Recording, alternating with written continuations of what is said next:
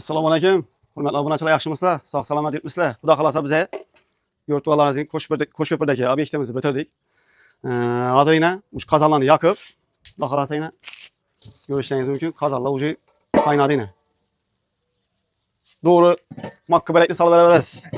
Geldi. Xo'p, mangalimiz kattaligi 1 metrdan ziyod. Xo'p, bu yerda 15 kilolik qozonimiz, bu ham уже qaynab boshladi. Yurtvoylarimizning. Xo'p, bu plitamizni yoqib ko'rdik, lekin bunga tunchasi nasib bo'lmagani uchun buni mazi o'din getirmaylik deb yoqmadik keyin. Xo'p, gazdan o'dindan foydalanaverasiz obunachilar, xudo xolasa. Polni nima deydi? Tutun tartishida ismi boshqasimi?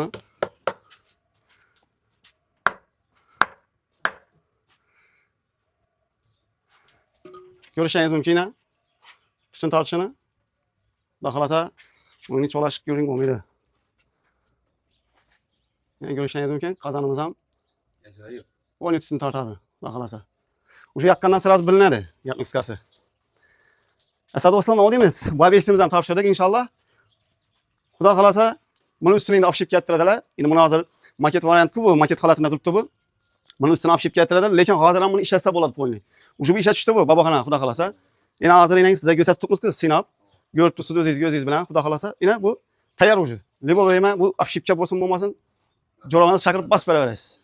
Xudo xolasa. Endi hozir bu yerda hozir eng zakoniy yeri. Kebobni setkaga tashlab, mangalda ajoyib etib pishirib, babaxonamizga beramiz xudo xolasa. Yeymiz birgalikda taom. Asa do'stlar, kanalimizga podpisatsiya bo'lib, like-ni bosib, xudo xolasa ishlarimizni tomosha qilib boringlar. Kamida ishning barbekyu qozon o'chak hammaning o'yinda bo'lishi nasib etsin xudoyim. To'g'rimi babaxona? Asa bizning mehnatimizdan Çek, köyünüz yok mu? Sağ olun. Sağ olun. Asa dostlar, sağ olasınız, selamet olasınız. Keyinki obyektde görüşünce hayır aman olun dostlar.